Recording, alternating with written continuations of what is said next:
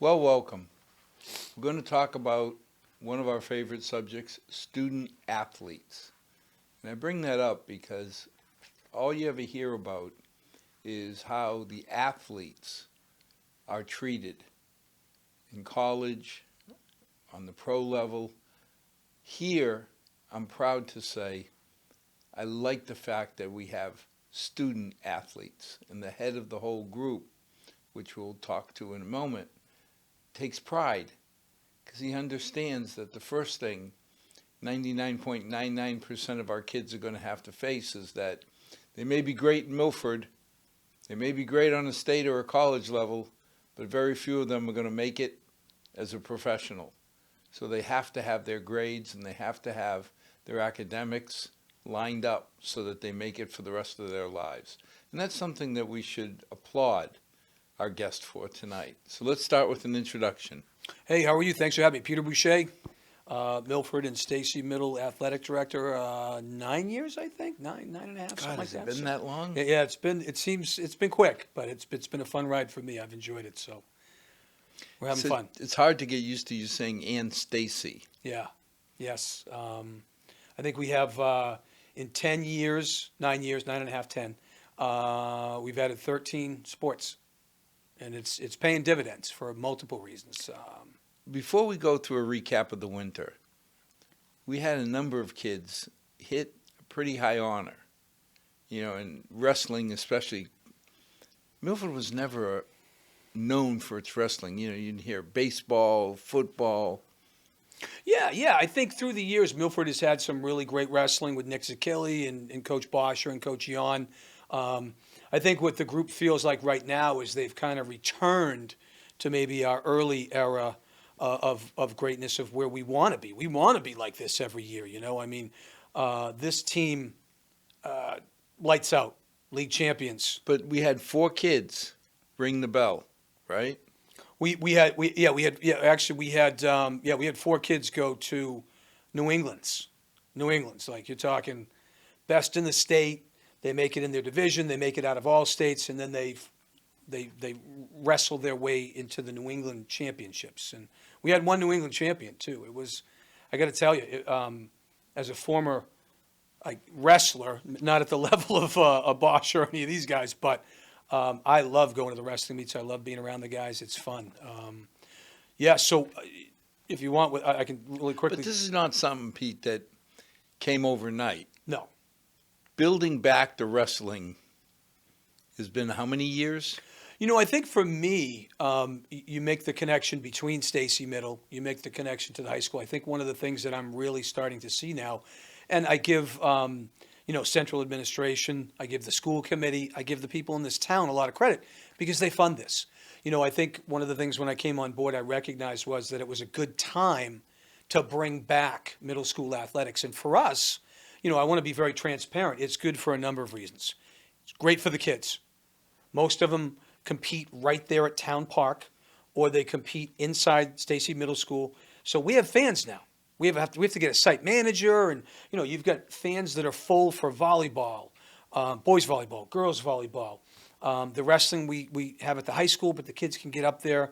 The kids walk out and watch soccer, right at Town Park. It's a 30-foot walk, and I think for us, what it's done is it's allowed those kids to have a Milford identity. I know they play for the youth leagues, and that's wonderful, and I don't want that to come off the wrong way. But when you suit up for your school, it's a little bit, there's a couple of percent more pride. I think there just is, So when they're putting on their middle school, their Stacy Middle uniforms or their Milford High School uniforms, it matters. And we make sure the coaches talk about that. So I think, you asked a really good question. We were talking where is some of this success coming from? I think it's because we've been working with the same group of kids since middle school years, right? We've been working with them 6th grade all the way up. We have some really good middle school coaches, and then they get to our high school coaches. Take, for example, Dan Dwest worked with our kids at the middle school level.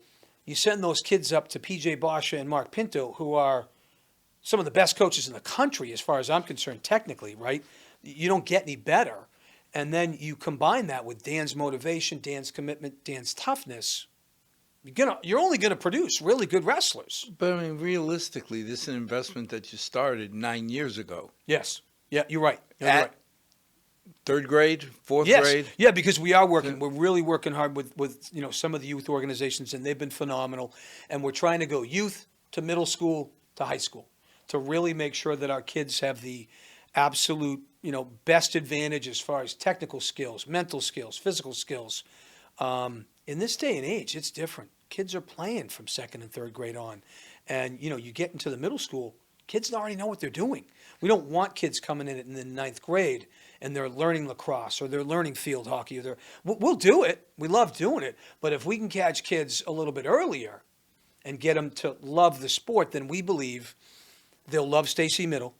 A lot of the competitions are up at the high school, so they're coming up.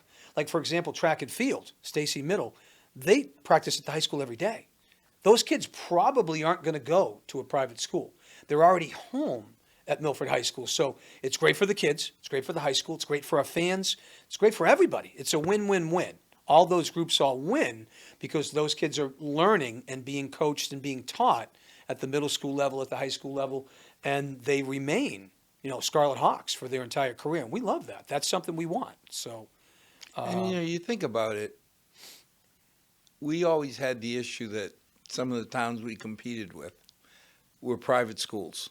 yes, agreed. So they had coaching from the 5th, 6th grade on. So when they walked into high school, they already had 3 years behind them. Absolutely. And I look at it, I'll be very honest about this. I consider private schools to be all-star squads.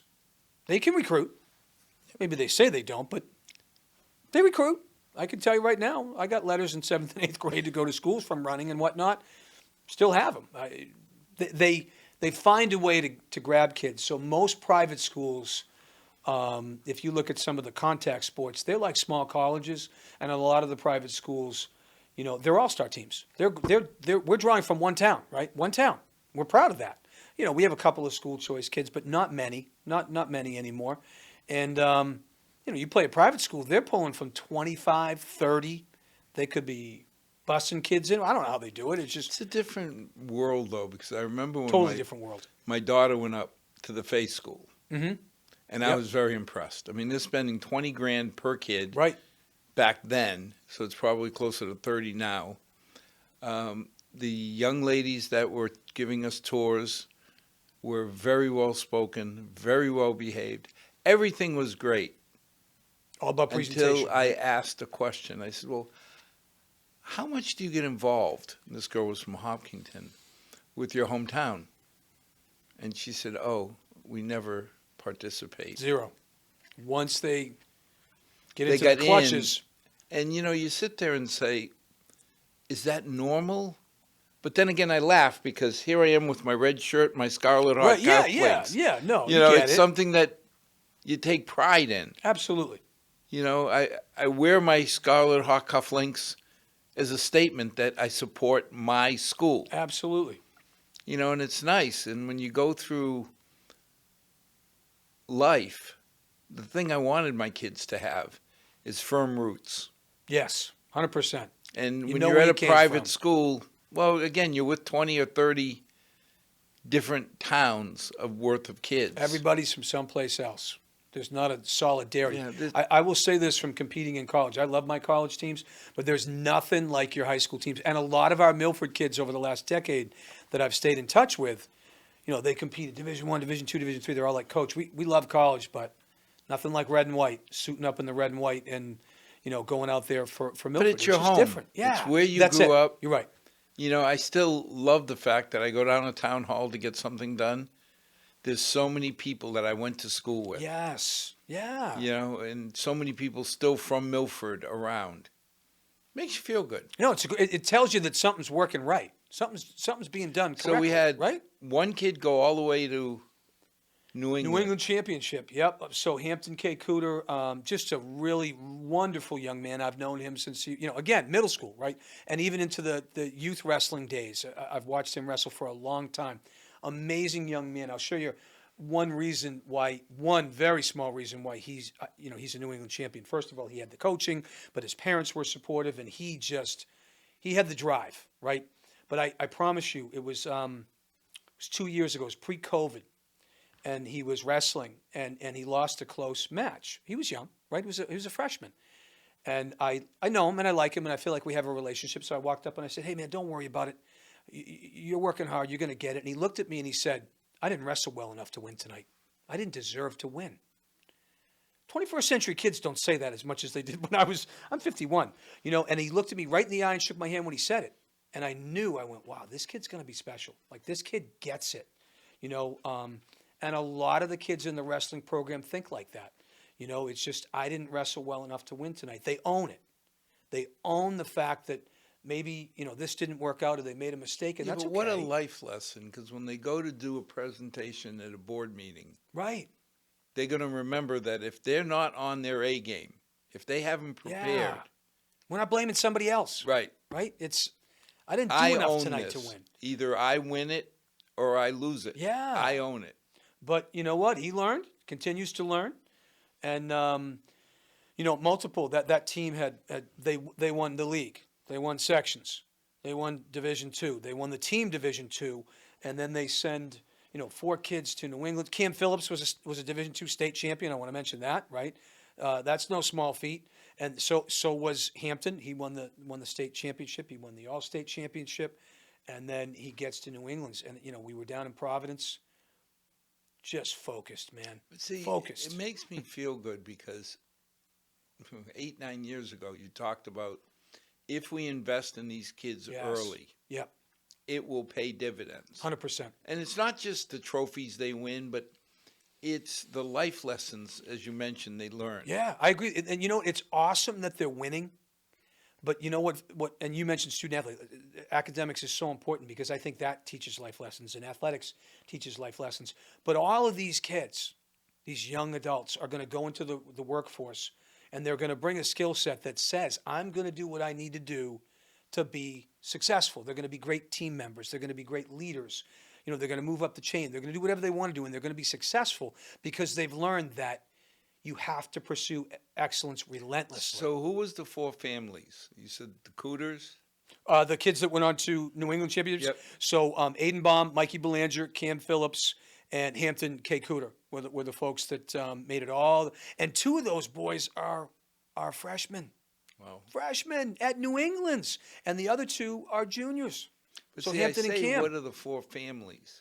Because too many times we Yes. overlook that it's mom and dad 100%. 100%. putting in Yes. the extra time Yep. to enable the child. It's Totally agreed. it's baby Cooter who has to do the work. Yeah. But if mom and dad Cooter aren't pushing, But you're right, because I know all 4 of those families really well. I grew up with Cam's dad, high school, middle school. We were in the same neighborhood. These parents are constantly driving them to practices, picking them up, going places on weekends. Out of season, they're traveling to Philadelphia. They're driving to New York. They're wrestling year round. And a lot of these kids still play other sports, which we really like. We like our dual sports. We like our Iron Hawks, which are 3-sport athletes. But you're right. We always on senior night, we have a paragraph or 2 that we read. We always thank the families, because it's not just the player that took that ride. the player has to do. You got to go out and perform, right? But you got the parents that are and the families and the brothers and the sisters and the grandpa. They're up in the stands, and they've been nerve-wracked the entire time, and they get up for early morning lifting sessions. And you're right, it's a journey. We call it a journey, right? And we thank them for that remember journey. My father sleeping in the bleachers at the hockey rink Yep. because the only Yeah. ice time we got was like 5. Like 5 in the morning. Yeah. That's because that's And that's you what sat happens. there, and I don't know that he ever knew how much it meant to me. Yeah. For me to look out over practice, and he had to go to work, Right. so he would drive us, bring a blanket, curl up on the bleachers. Yeah. And it was amazing because Making that commitment with you to get you there to do what you want to do, to learn all those life skills. I would have never been able to do it without him. Yeah. So No, so totally wrestling did really well. Wrestling was phenomenal. Knocked it out of the park. And so I know you were going to bring up indoor track also. We had talked a little bit about that before we got together this evening. And I do want to share that we also had 2 student athletes from Milford make it all the way to the New England Championships also. So 4 wrestlers, 2 track kids. just a phenomenal season, just fun winter season. I probably, if you don't mind, I'll talk a little bit about Marco Montero, who this was his very first season of track and field, and made it all the way to the New England Championships. That doesn't happen. I don't care who you are, what you do. This is the first time I think I've been involved with athletics. 29 years as a coach, AD, whatever. My own 8, 9, 10-year career. Never seen that. So, And when you think of somebody that's a brasileirito, yes, you don't think of track and you field. do not. You do You know, not. if you had said somebody came that has been playing soccer his whole life, Yeah. You might lean that way or something. You know, they've got the speed or whatnot. But if you know Marco and you've seen Marco, first of all, gentle giant, huge man. He's a young man, but he's a big man. He's 6'4", 6'5". I'm gonna 250, 260. So Marco, I didn't mean a brasileirito. I meant a brasileiro. You don't want Marco looking for you. No, he's just a great young man. So I ran into Marco in the 8th grade. Mrs. Angelini, the then principal, he had taught himself along with the staff, ELL help there and whatnot, to speak English all on his own. So from 6th grade to 8th grade, he had assimilated, doing really well with his grades. And I remember when they were touring, the 8th graders come up to tour the high school to get a feel for what it's going to be like the next year for them. Mrs. Angelini, the principal, walks up, this giant of a person to me, shakes my hand, crushing it, doesn't mean to. And she said, he wants to play football. He's never played football. 8th grade. And I look at him and I said, so you want to play football? And he says, I just want to smash into people. And I looked at him and I said, as a joke, I said, I hope you don't mean me. Can you let go of my hand? And he laughed, and we struck up a really good relationship starting then. Plays football in 9th grade, right? And Coach Dale Olson, just a couple months ago, we had a ceremony for Marco. He's got a full ride to Brown University. Not going to pay a dime because he's going to be playing football. Brown University, right? Didn't speak English in middle school. Milford, Marco, everybody works together, going to Brown, right? So, I was chatting with him, and I'd like to drop in on lunch duty for me and just speak to the kids and whatnot. So we planted the seed of, track and field and talked to him about shot put and discus and all that. So he comes out for shot put in the winter, and he launches the thing. Now, I used to coach track. I ran track high school, college, but I learned how to coach the fields event. So I would go out there like once a week work with him. And we had to clear the whole area because this kid starts chucking it, 45, 46 feet. When you start off with shot put, we're 25, 27, 20. That's normal, not Marco. Marco starts launching it, so he places well at the Hockomock League meet, places well at the divisional championships, places well at the All-State meet, and makes it all the way to the darn New England Championships. I guarantee you, he was the only first-year track and field person in the entire stadium that day from all 6 New England states, guaranteed. I'd bet anything on it. So he can do whatever he wants. The kid's just an amazing student athlete. He's an amazing young man. So he makes it all the way to the championships. Then you turn the focus to Kiani Seamus, who's a junior. We've been working with her. She's been working with us really since middle school. She started in our middle school track program, right? Her family supportive, Marco's family supportive, and so Kiani wins the league in the 60 meters and long jump. She wins Division II in the 60 meters and the long jump, makes it to New England's, and then, basically is New England champion in the long jump. And when I say New England champion, Kiani could go to a boys track and field meet right now and win it. That's how good she is. Like, she's jumping 18 feet. That's a really good jump for a male. And I don't want to anybody. It's good for anybody, right? Like that's she. Let's put it this way: she was ranked top 6 in the country for long jump, and still is top 10 right now. So just unbelievable. Now, Pete, there's 300 high schools or so in 370, yeah. In Massachusetts. Almost 400 now, yeah. Times 6 states, yeah. You have 1,500 or so schools. Is it normal for a school the size of Milford to have 6 New England ranked athletes? No, it's not. I mean, and that's a really good point that you bring up too. Like, we're abnormal in a really good way in a couple of sports right now. We love it. Like it's, I mean, football's winning. I mean, just you look at a couple of sports, and it's all about culture and working hard and pursuing excellence and being mentally tough, physically tough. It's not normal. And It's awesome. let's face it, no matter how well off his family is, you just handed him a $280,000 stipend. That's it. That's it. And I got to be honest. I suspect, I'm not sure, I suspect they're going to want him to throw shot put in the spring because he can.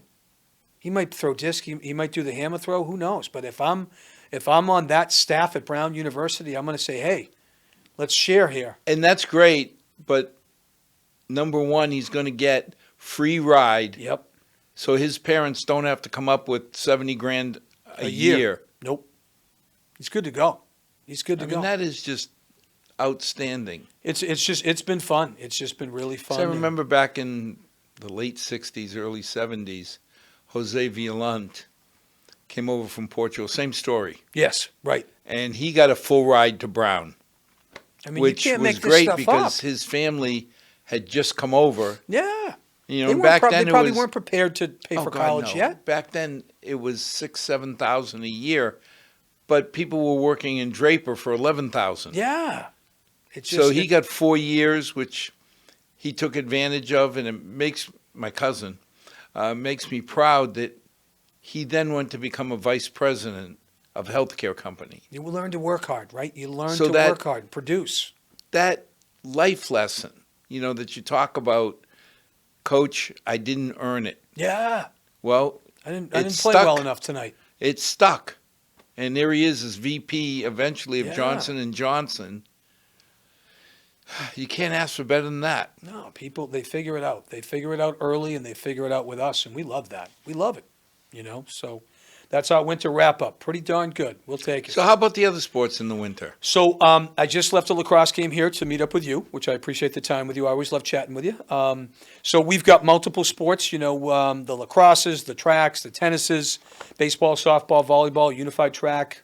We are in full mode. Our middle schools, we have middle school softball, baseball, middle school boys volleyball, and we also have middle school, I think I said baseball and softball are two track. We have 5 middle school Now, sports right now. lacrosse was one of these sports. I mean, when we were new. kids, football in the fall, basketball in the winter, Yep. baseball in the summer, and maybe track and field here and there. Correct. All of a sudden, soccer came up and lacrosse came up, Correct, yeah. and both men and women's. How are the girls doing? Because back when I went, it was just starting. Yeah. And you could tell we had some raw talent, but we weren't winning many games. No, I got to tell you, we we were our Nicole Culhane it was our head coach. She had a baby, decided to step aside for the season, so we were really fortunate. Her assistant coach, who's a Woodland teacher, Nicole is a teacher at the high school. I love teacher coaches. Favorite, that's my top go-to if we can make it work. So Casey Abriano is a middle school teacher at Woodland. I'm sorry, a Woodland PE teacher. And she played soccer and lacrosse in college. And she was coaching soccer for us with Lou Colabello. And we were able to suit her up and elevate her. We've got 50-something girls in the program. And right now we're holding our own in the league, which Really? everybody knows how difficult this league is. You know, we're battling the upper echelon, the KPs, the Franklins, the Mansfields, but we're winning the Davenport games, and we're Yeah, but we're some doing of those well. teams have had programs forever. Yes, yeah, we're new. I mean, we're fairly new. We're probably lacrosse was here when I arrived. I'm going to say the lacrosse program's about 14 years, 12, 14, maybe 15 years old. Look, that's new for a sport anywhere. That's still new. You got to hit about 20 years before you really think about competing at a high level. Well, And to we're build on our the way. infrastructure. Yes, yeah. You got to really build up because, they're working hard at the middle school level. I'm sorry, they're working hard at the youth level. We don't have a middle school team yet. We got to find a middle school league to get into before we get a middle school team, but we're working on it. But yeah, no, the town's been working hard, and the girls are competing. I think Ashlyn Bennett had like 7 goals tonight and 3 assists. In beating Sharon. Good W. It's a good W. They're a good program, for lacrosse. So the boys, struggled. I don't know what happened, what the outcome was, but, they were battling Sharon, who's a pretty good boys program in our league. But they're not getting blown out. No, No. I mean, when you think of an early stage program, Yeah. if you can hold your own, Yeah. I mean, it's hard to tell the kids that because No, because you're struggling. You got to work through it. I was on a couple teams like that in high school, and you learn. You learn that you can't give up. You have to work hard. Things don't come easy. You keep plugging away. You keep plugging away, and you're going to get some W's for sure. It is a good life lesson. There's teams like King Philip and Franklin that have had teams for 20 years that compete for state championships or in the finals every year. We do struggle with those teams, but we're closing the gap. That's all we want to do right now. We want to just continue to get better each and every year. but that was the same when Milford I put the first hockey team together. Correct. Back in 72 or so. And you sit there and say, Franklin was expected to destroy us. Yeah. I think it was just pride. For some reason, Franklin we Milford's beat got a him. good thing, man. We beat him that year. Yes, yeah. We could have lost every game the rest of the season, but beating them. It's like Thanksgiving, right? Yes. Like it is. And you know what? It still is that way. People still remember the Franklin-Milford rivalry.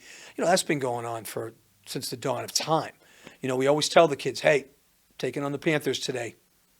It's 150,000%. Let's go. This is a big deal to us. Don't care what sport it is. Contact, non-contact, doesn't matter.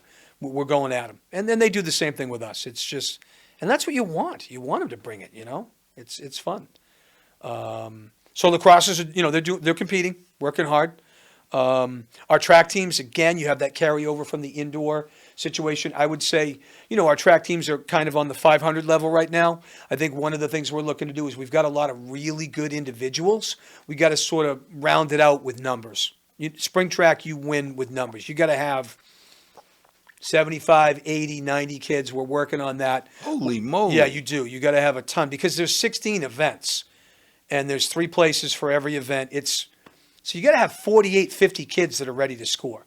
You got to have almost double that. So, we've got like 45, 50 kids on each team. They're working their way up. And track's always been a pretty good sport in Milford. They've had really great years, and then they've had average years and whatnot. So we're just looking to get back to where we used to be. Hopefully in the next 6 or 8 years, this may be blasphemy coming from somebody on the finance committee, but we'll spend the extra money and build a field house. Now you're talking. You're talking my language. Shrewsbury and I Hopkinton, right? I hate to say the H word, but they're right down the road. They're in every single indoor and outdoor year with a lot of their sports because they can compete year round. Rain doesn't matter to them. They don't miss practices. They don't. You also don't see them running up and down the hallway. No. Trying to get around kids walking, Nope. The surface is proper for conditioning. And you can then condition with all your other teams if you have like an indoor surface that's appropriate, like a small track. But, I look at it and I say, for the football kids, we built a stadium. Yeah. For the softball kids, we built a field. A good field, sure. And the tennis courts, we redid them. So high level. To me, swimming, we got a nice pool. It's just time that we invested in the field house. I agree, and I would say this on that topic. I could probably talk all night, but I won't. I'll condense it, I promise. There's a number of things with that. There's the conditioning piece for everybody, right? You have 2 or 3 courts. The other piece of it, you talk about student athletes. You don't have kids practicing till 8, 9 o'clock at night. Right now, we have 1 court at the high school, right? So we gotta use and reuse and try to get creative. You have 2 or 3 courts. You have 2 or 3 practices going on. You drop the curtains, and now everybody's done at a reasonable time. So guess what? Our youth can come in, and not at 7 or 8 at night. They can come in at 6 o'clock at night, right after dinner, right? And everybody's home in time to get a good night's rest, to get up for the next day of school. And to do their homework. Exactly, right? So there's an academic component as well. And it doesn't just benefit the high school kids. It's going to benefit the middle school and, our elementary and youth kids. Well, a field house will be open to everybody. Absolutely. And nobody does that better than Milford. I like I've said, I've been in this league for a long time. I've been in other leagues. I've been involved with 3 high schools, and nobody shares better than Milford. And nobody does a better job with their kids, ages 1 to 100. I mean that. And This it's going town to be takes care of tough its own. because when people start looking at spending $150 million, $170 million to renovate, I don't think we have a choice, candidly. At this point, I don't either. I can't mean, I lived imagine there. us spending $300 million to, $300 million. You could have bought Milford. They would have thrown in Hopedale and Mendon. Absolutely. When I was a kid, Right. know. But if It sounds we're like a gonna lot do of it- money, but that's the going rate for a new school right now. Oh, it's ridiculous money. It's ridiculous money. It's like when we But you're not built going to the get it any pool. cheaper. When we built the pool at the high school, it was ridiculous money. Right. But you look back now and you say, are we getting our money's worth from the pool? 1,000%. I mean, other towns are all envious of what we Other built. towns come here. Other towns come here. I can't tell you. Like the swim lessons, every kid in Milford, that's one of the things that I'm proud about when I talk about Milford. Every single little kid in Milford learns to swim. That's an unbelievable life skill. Like, I mean, I grew up on a lake. I was fortunate. You had to be able to swim or it wasn't safe in the summer. Yeah. That's a huge piece of the puzzle. But but that was an investment. To me, right? that's going to be the age-old fight of, okay, can we really say we're not going to invest? Not if we're serious. One thing that I've known, and I talk about every preseason when I've got 500 student athletes and 500 families in the auditorium, because we have a preseason meeting with all of the parents and guardians and the student athletes. One thing, I could show you the slides. I always say Milford is a very unique and special place, because I've been at 2 other high schools where I worked.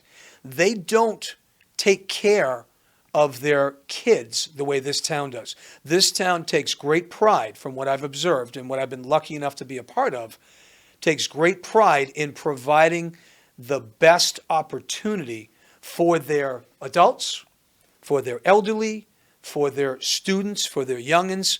And in other towns, Pete, this is good enough. it Milford doesn't won't do be that. the finance committee. It won't be the school committee. It won't be any of the committees. My heart tells me it's going to be the town meeting.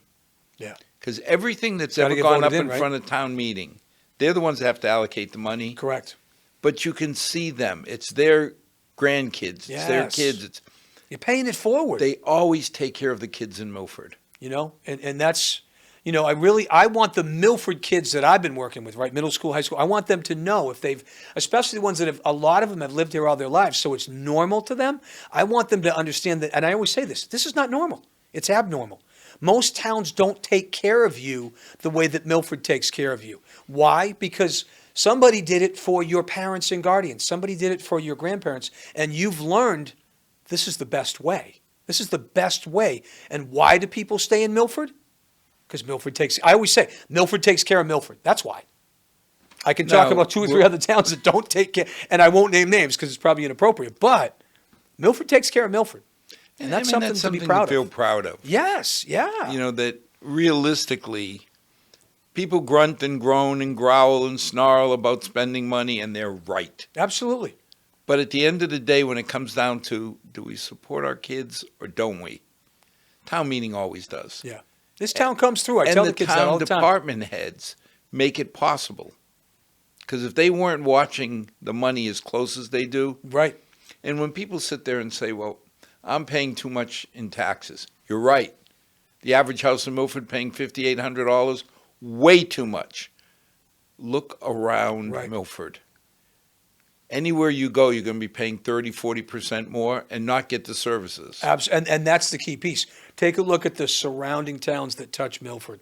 I know because I research it, because people will ask me about, well, I'm coming to Milford. Should I move to Milford? Of course, I'm biased. I would love for them to move to Milford. But you look at the taxes in other towns, and they're a lot higher. I won't name names. And you're right. They don't service. They don't take care of their No, you kids wanna- 1 to 100 the way Milford does. And I love the games that get played.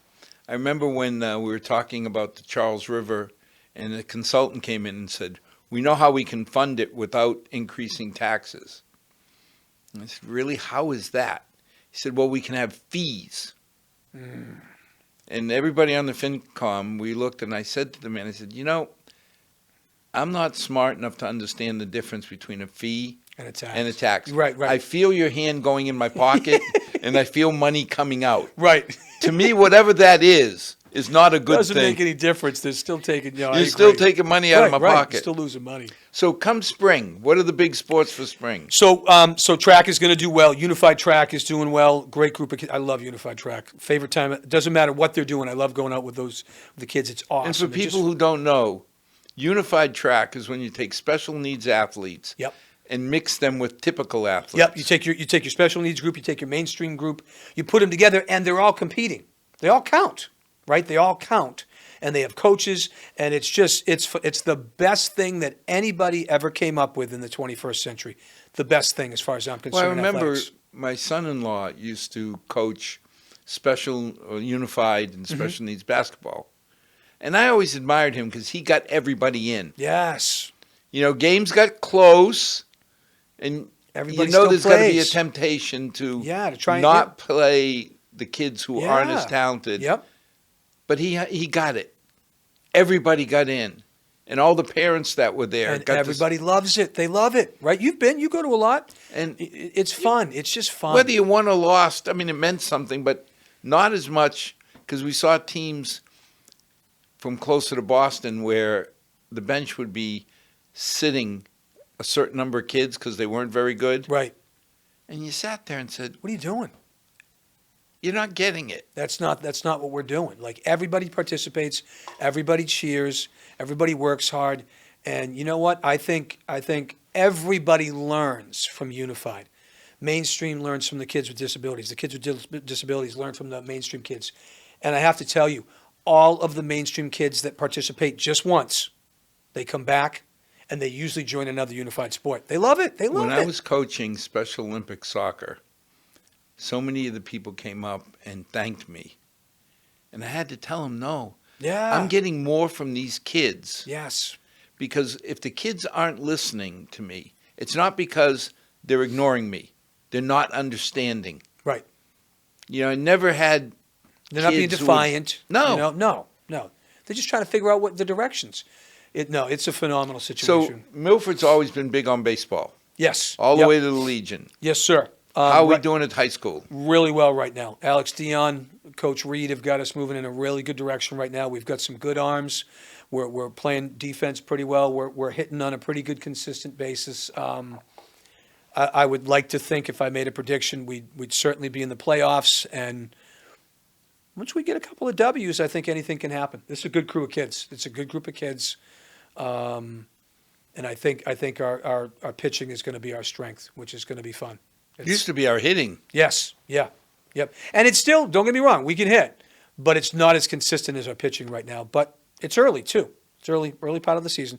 We've played about a third of the season right now, so I'm excited for that group. And now we move over to softball, where we used to Yeah. have pitchers that gave up one run Yeah. every millennia. Yeah, good point. Right. No, and we had that group of kids that came through 14, 15, 16, 17 state championship in 17. And then a lot of them graduated, and we had to put a lot of new faces out there, and they struggled, on behalf of Milford, and we're proud of them for working hard. Right now, we're competitive again. We're battling. We're winning games. We're losing to the big dogs in the league right now, but we're battling, and I'm very confident that after this year's campaign, we'll probably come in somewhere around 500. I think we got a lot of freshmen that are playing, a lot of sophomores that are playing. Of course, we have our juniors and seniors who are sprinkled in there.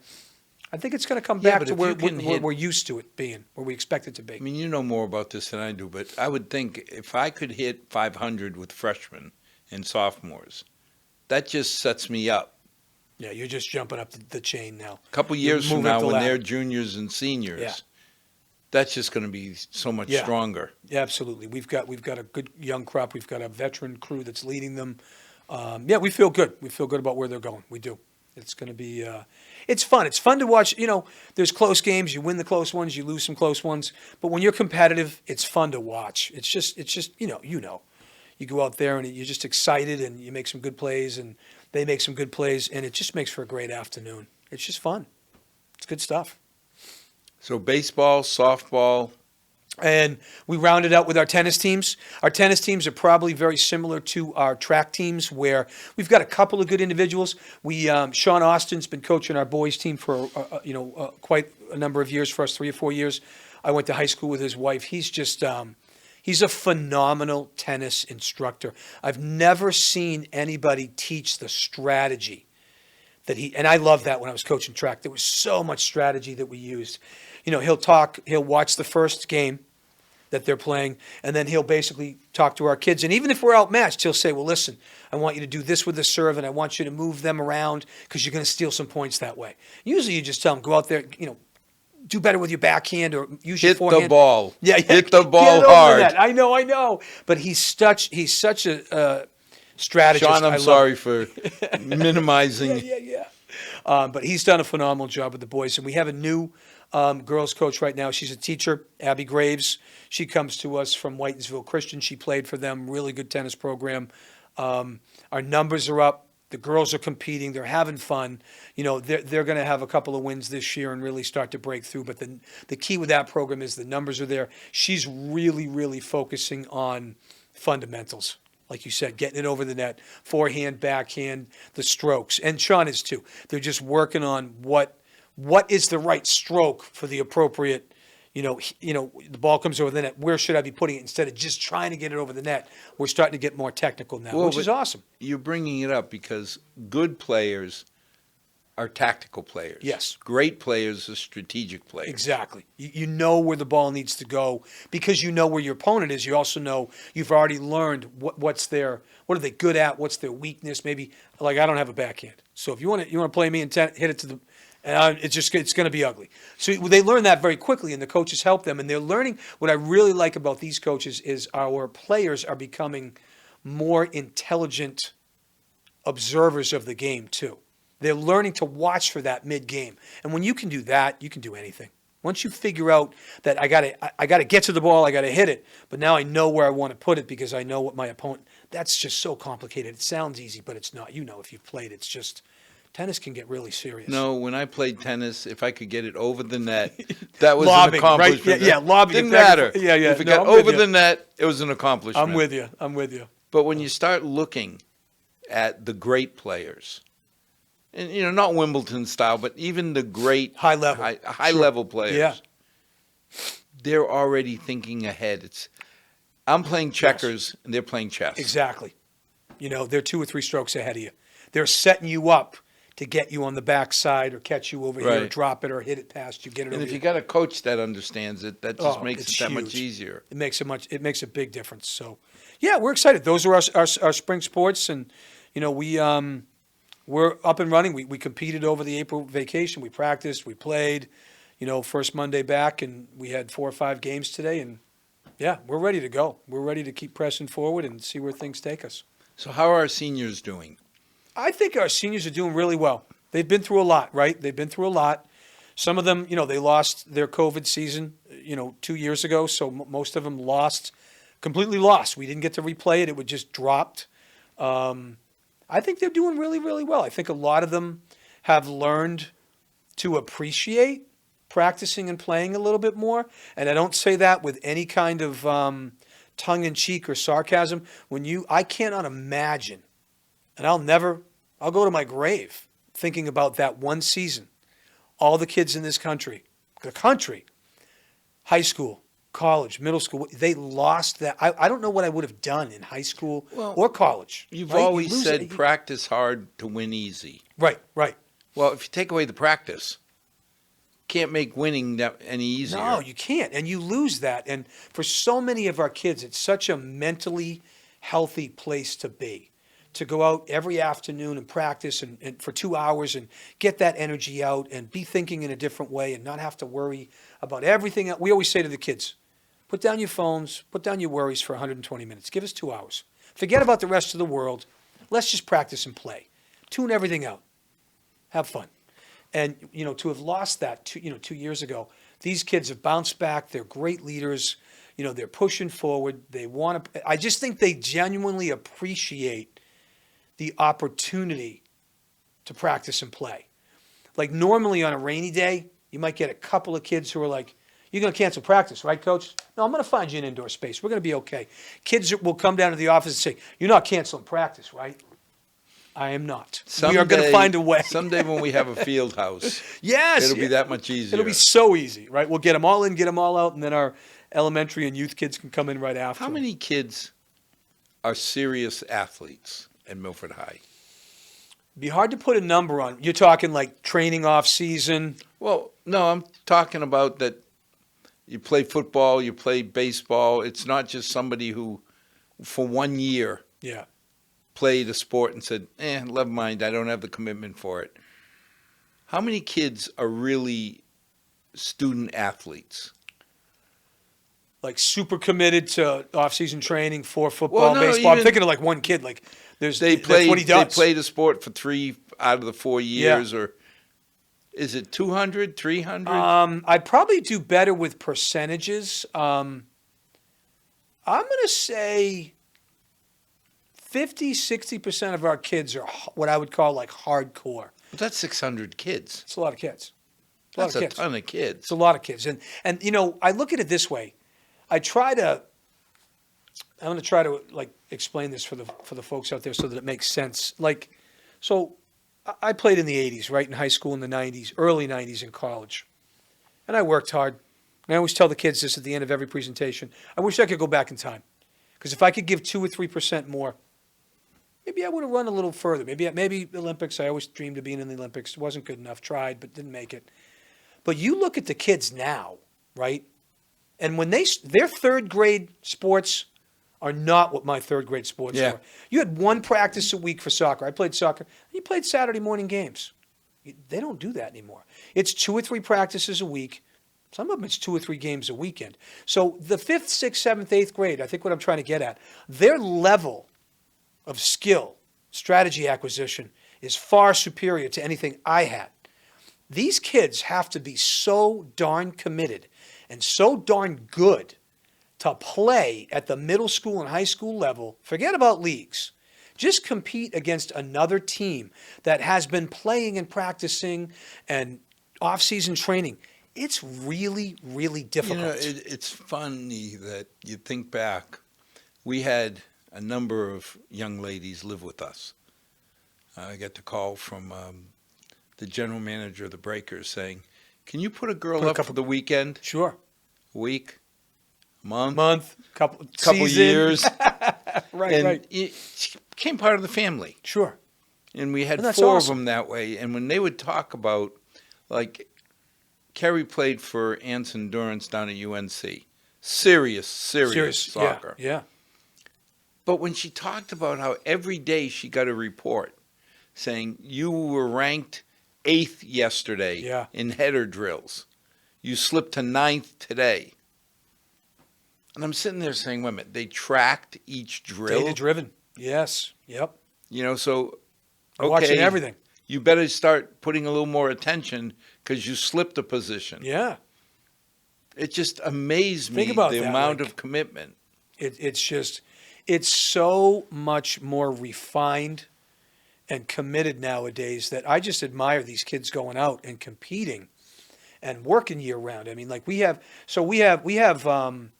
Coach Jose Pinto, right? Great teacher, great coach. He's our conditioning coach fall, winter, and spring. That weight room's open Monday through Friday, every day after school, for kids who want, in season who want to go up and lift, right? Out of season who want to go up and lift. Thankfully, the school committee and our administration and whatnot. This goes back to the taxpayers, right? We have summer conditioning that's open. And it's completely acceptable and appropriate as long as it's open to everybody. It's not just open to our students. It's open to everybody in Milford. And Ryan Gray, right, state champion wrestler, great young man. He's certified, went to Springfield, got all of his certifications. He's working kids out 4 days a week, Monday, Tuesday, Wednesday, Thursday. And his sessions are pretty darn well attended. If you want to do well, that's our core value number 1, relentlessly pursue excellence. You can't be a part-timer anymore. You can't. Well, that's the key. And I mean, That's what you're saying, right? I'm always amazed because I'm not the sharpest tool in the shed academically. I did okay.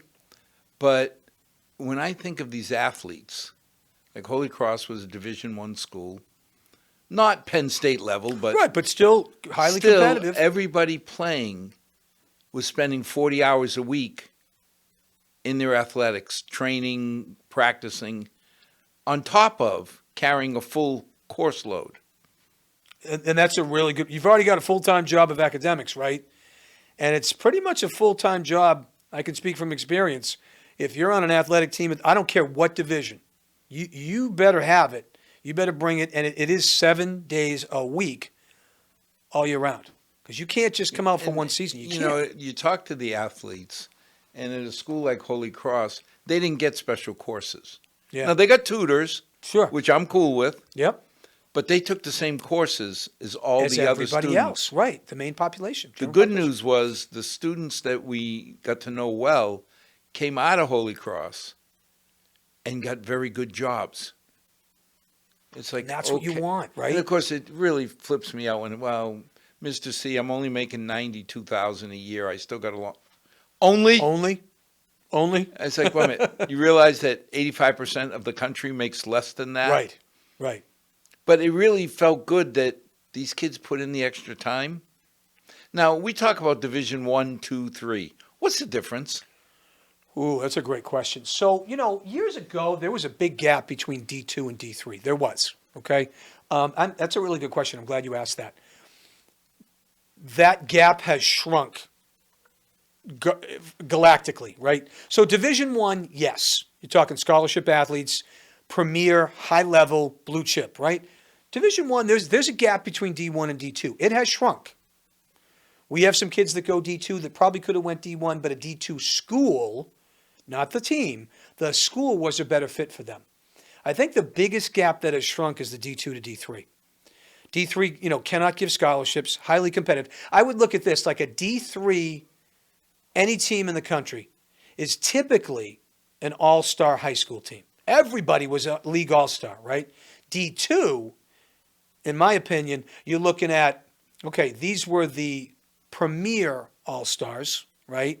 And then when you get to D1, you're looking at the league MVP.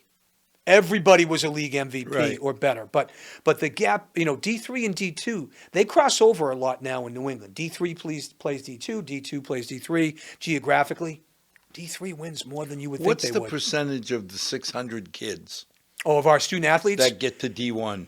Oh, D1. I'd have to crack that. I can tell you the national average is 3 to 5% if you're lucky that just makes a team in college. Okay. So D1, D2, D3. Combined, right. We're like 15 to 18% of our kids make a college squad. That go Well, on. that's incredible. So we're 3 times the national average. Of that, D1, of those 15%, you're probably looking at a third. So we're looking at 5%, 3 to 5%. We are. So the national average is what we send for all three is what we probably send to D1. But that's something to be proud of, that 5% of our kids go. More importantly, most of them stick. Yes, they make a team. They make They've committed a team and they've been selected, pre-selected. and they graduate. Yes, yep. Because that's one of the things that you see from different parts of the country, that half the kids or 3/4 of the kids Come in and play a couple come in, seasons. play a season or two, and then and bail. they don't make it. They can't cut it. Our kids graduate, which is something we are supremely proud of, 100%. Well, thank you for everything you're doing. Look forward to the end of the spring wrap-up. You got it. Me too. I'm And- happy to come back. As always, parents, thank you. Thank you for enabling our kids to study, to be somebody we can be proud of. And tonight, a special show because our director, Brent DeWitt, is now celebrating his 100th show. And I get the easy part of this because I get to just show up, sit down, and talk. He does all the behind the scenes, right? Everything is set up by Brent and the crew here at Milford TV. And it just seems so flawless and smooth. So I can't tell you how important it is that not only does Brent do all of the pre-show, the show, but then he has to cut out all the bloops that I make for post-show and then put it up on YouTube on top of it. So special thank you to Brent. Congrats, Brent. And as always, God bless. May tomorrow be a better day than today for our 6 loyal viewers who hopefully 3 or 4 of them play or have their children play on your teams. We would love that. We love it. Good night, all. And keep in mind that a few years from now when we're building a new high school, we need support to make sure there's a field house there for our athletes. 100% agreed.